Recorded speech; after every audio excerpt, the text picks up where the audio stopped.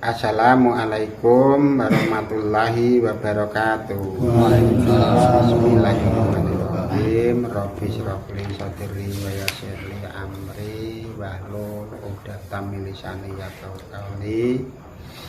Seluruh keluarga Islam di mana berada, semoga yang seiman dan seagama selalu mendapat ridho Allah dan syafaat Rasulullah, dilebihkan dari kodratnya, diberi ilmu laduni, diberi ilmu hijab, mencapai perjalanan umul kisah surga Allah yang sebenarnya, selalu tertuntun mendapat rahman rahim Allah. Al-Fatihah.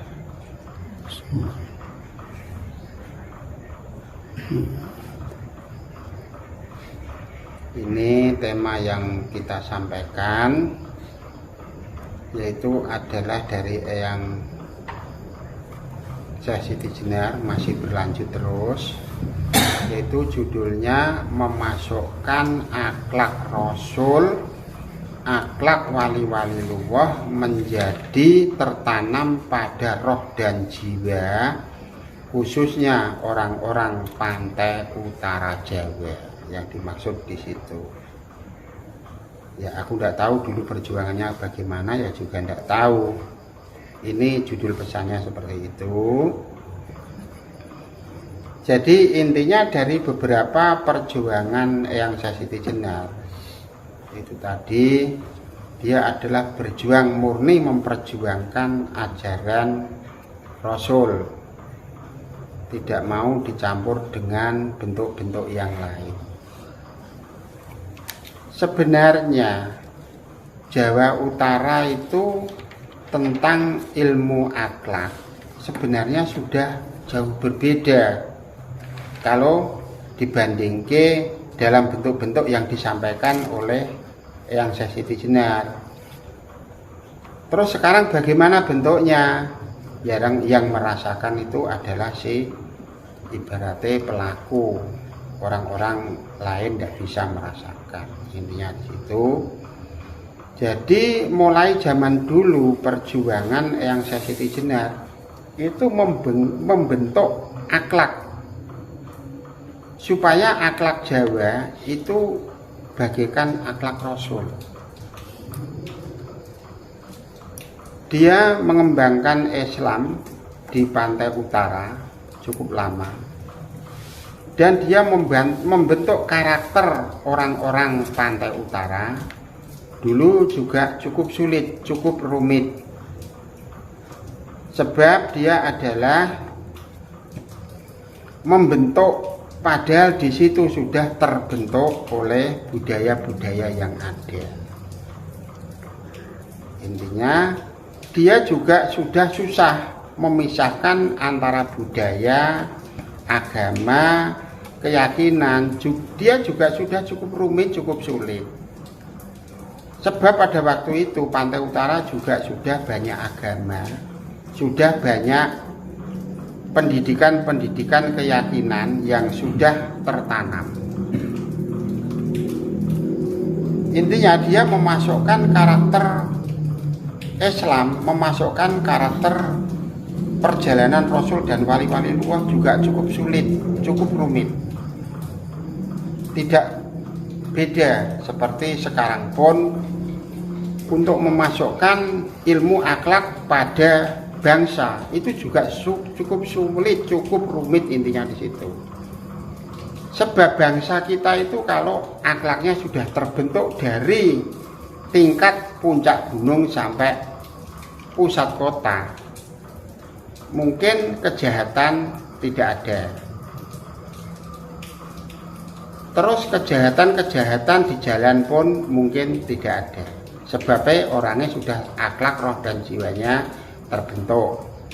Terus orang-orang yang ada di atas sana mungkin tidak ada penyimpangan juga. Sebab kehancuran bangsa, kehancuran negara itu karena manusianya krisis akhlak. Intinya di situ.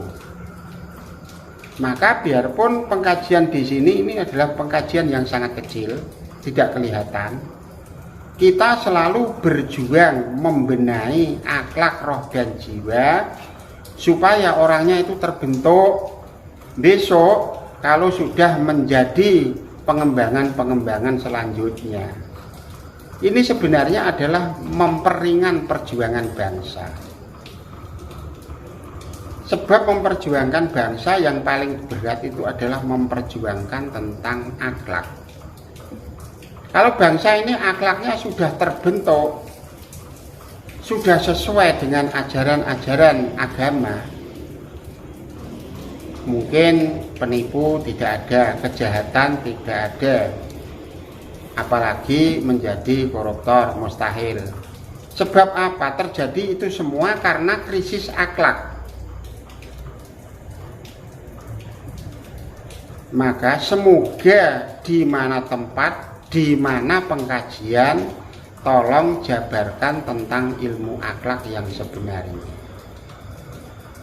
Sebab bangsa ini cukup rumit untuk meluruskan akhlak.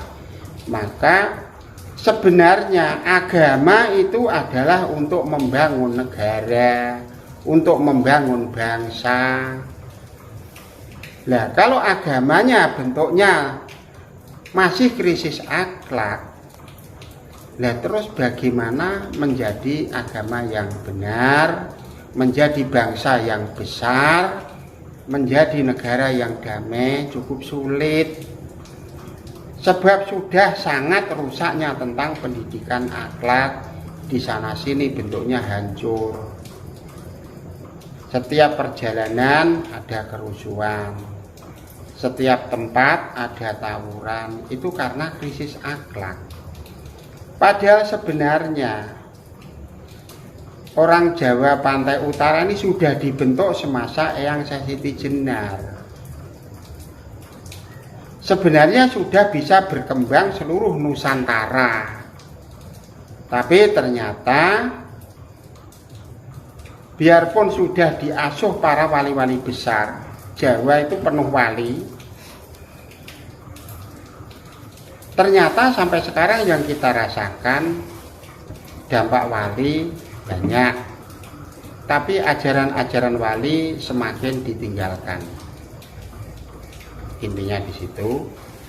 Maka pengkajian sekecil ini jangan sampai kita meninggalkan perjuangan para rasul, para nabi, para wali, para guru-guru mursyid kita. Jangan sekali-kali itu kita tinggalkan, sebab dia adalah pewaris akhlakul karimah yang dibawa oleh Rasul Muhammad aslinya. Tapi kalau kita jauh dari orang-orang tersebut, kita akan tersesat. Kadang-kadang kita sendiri juga merasakan perjalanan-perjalanan tentang pendidikan agama yang ada. Itu bentuknya juga seperti itu. Maka kita harus bisa menyikapi. Kita orang kecil harus bisa menyikapi mana yang akhlaknya harus ditiru, mana yang akhlak harus ditinggalkan. Harus bisa membedakan. Intinya ajaran Eyang Sasiti Jenar tadi dari atas pun suruh memisahkan antara budaya, antara keyakinan, antar sesama agama. Dia tidak melarang agama satu sama lain, tapi jangan disamakan. Intinya agama dulu biar berjalan, tapi jangan disamakan, jangan dicampur. Terus budaya Islam dengan budaya Jawa dipisahkan, supaya ini lu Islam, ini lu Jawa, yang dimaksud seperti itu. Terus karakter Islam yang dibawa oleh dia itu juga diluruskan, jangan dicampur dengan karakter yang lain. Biar tahu ini lo karakter Islam, jangan dicampur budaya yang lain.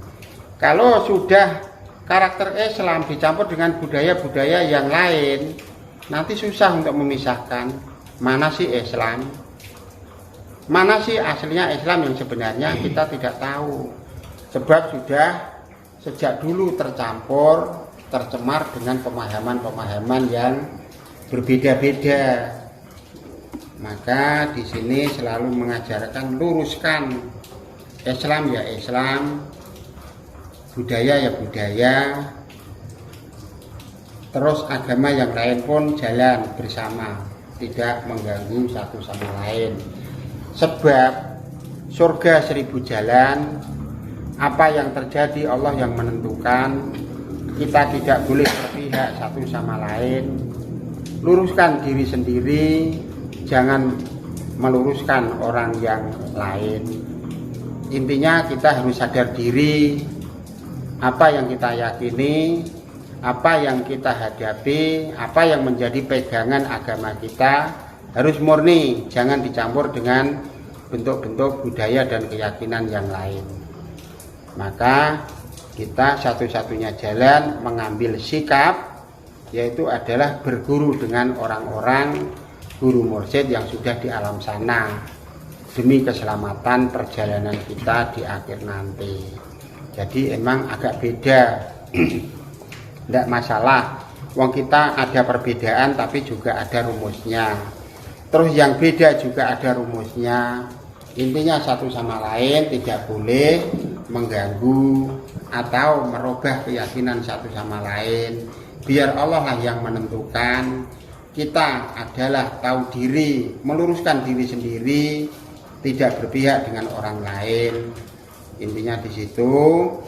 Dan apa yang kita sampaikan dalam perjuangan yang saya ceritakan tadi bisa ada sedikit manfaat untuk perjalanan menghadapi kehidupan kita sehari-hari, untuk membedakan antara hak dan yang batil. Kuncinya di situ.